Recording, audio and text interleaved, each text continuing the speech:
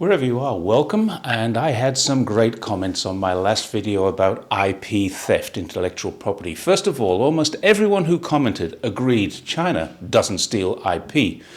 But there's a school of thought inside the US, and particularly in US Congress, that they do.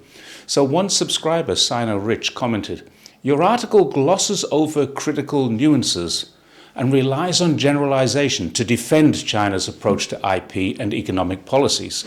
Claims that China hasn't engaged in large-scale IP theft are debatable, given well-documented cases like the 2011 US Office of the National Counterintelligence Executive Report, which explicitly cited China as a primary perpetrator of IP theft, costing US companies between $225 billion and $600 billion annually." Now, certainly, a 1,000-word article, which I turn into a 9 or 10-minute video, will gloss over nuances. If I were writing a book, it would be a very different and more in-depth analysis. And as you say, Sino Rich, this is debatable, but not necessarily wrong. The information now comes from an FBI report presented by Christopher Wray, the current director, and indeed alleges the theft of and hacking into more operations by China, but interestingly does not name a single instance of actual proven theft, proven hacking, or proven Chinese spy, except for one case in 2016. A Georgetown securities review amplifies it and adds nothing at all. So if China has stolen information about the F-35 or the Patriot missiles, it isn't copying them. It's been well documented also and admitted, see ASPI's Technology Tracker report, which I've linked, that China's technology in most fields far surpasses the USA's. And the only evidence I've ever seen presented on hacking into military secrets was when the USA were caught doing exactly that to China's hypersonic data in Northwest University. There's two things to remember here. China has hypersonic technology and the US does not, and China produced actual evidence that this happened, something the FBI has consistently failed to do. Which brings me to USA's reports. Same as the Uyghur oppression narrative in Xinjiang. There are many allegations, but I've been there. I've traveled extensively, and whatever reports the US government puts out, I won't believe them until they actually list cases with real names and real incidents that are provable, rather than unsubstantiated allegations. And let's be honest, if there was a genocide going on in Xinjiang, the world would be disgusted. It isn't. Only Anglo media keeps repeating the lies to maintain a level of anti-China sentiment. China would be a global pariah, as Israel is right now. But it isn't. Every Muslim country in the world is dealing with China, and most of them have sent people to visit Xinjiang to see for themselves that the lies are exactly that. And almost certainly some of the neighboring countries would be swamped with refugees, but they aren't. In fact, Uyghurs are leaving China with passports, on holidays, and returning happily to a safe, stable, and increasingly prosperous region that the world is now seeing open up on YouTube. There'd also be a very long list of names of victims, as there is in Palestine. Yet there isn't such a thing, and it's a sad indictment on a government that it needs to manufacture lies, especially one that we know has done so before. So once we've proven there are lies about Xinjiang, which my travels and my experiences there have, as have travels and experience of several of my friends and those of Islamic diplomats, many of whom have traveled to see for themselves, that proves to me that neither Washington nor the papers that they commission can be trusted. Of course, as I say to everyone who challenges me using Washington's briefs to support their argument or debate, if you believe them, that's great. But if you believe what your government tells you as factual and truthful in relation to any adversarial country, Iran, Venezuela, Iraq, Afghanistan, North Korea, Cuba, Russia, and of course China, then you're extremely naive too. And I have a couple of questions for you. One is, did your government ever find weapons of mass destruction, or did they just kill millions of Iraqis on a whim? Another question more relevant to IP theft is this.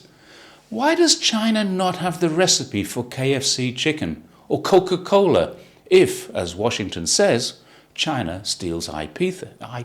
Then surely these hugely popular products would be one of the first to be sold by a Chinese company, not Americans, wouldn't they?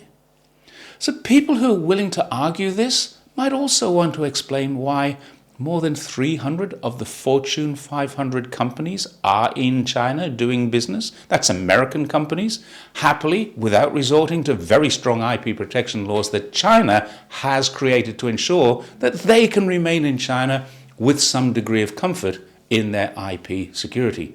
So I'm sorry, I can't accept a US government document or department paper alleging China has done something is true, at least not until they find those weapons of mass destruction or the concentration camps in Xinjiang.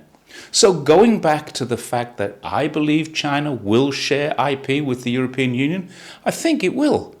It'll prove two things: that China are genuinely the adult in the geopolitical room, and they are genuine about the desire to help humanity rather than enrich a few elites. Also, by the time a factory opens, China's moving so fast, it's unlikely the IP they're building from there will be cutting edge. It's very well documented, and it's raised every time Xi Jinping or other senior leaders speak in the international fora that China wants to share with humanity. She said it again at the G20 just recently. China has done it, and now it wants to help others do it. The US, at the same time, wants to steal from humanity to benefit a few elites. They've proven that time after time. They even stole the livelihoods of their own people from them and left normal Americans living from paycheck to paycheck in perpetual debt, with no chance of building up a savings nest egg. And that's getting worse, not better. So much so that one organization which tracks this is very worried. They start their 2024 reports with these words, quote, "In the United States, the income gap between rich and everyone else has been growing markedly by every major statistical measure for more than 30 years. That's an American report. I had another great comment that I really loved coming from JPEG Now. He said, yeah, sure, China will give them, but they'll put a bug in there that would facilitate spying by the Chinese. And he added a clown face for good measure. I do feel sorry for people who view China through this kind of lens. They are grossly misinformed. I'm not saying they're stupid, but I do think those that believe it have been poorly educated. They lack any degree of critical thinking and have had this perception of a threat from China. It was once Russia, it was once Japan, it will soon be India, in order to deflect from the horrors in their own backyard that they can't see. The increasing violence and crime, drugs, early death, impoverishment, authoritarian and violent police, as well as reductions in their job security, all to enrich an elite few. But of course, people will still proudly fly the US flag and proclaim greatness of the empire because, as I say, they have been grossly misinformed that China is a lot worse. No matter how bad it gets there, look over there, it's worse. I assure you, it isn't. But you keep on believing what you want to believe. I'll keep on pointing out that you're wrong, but I'm not going to argue with you. I'm not going to argue with people who say this.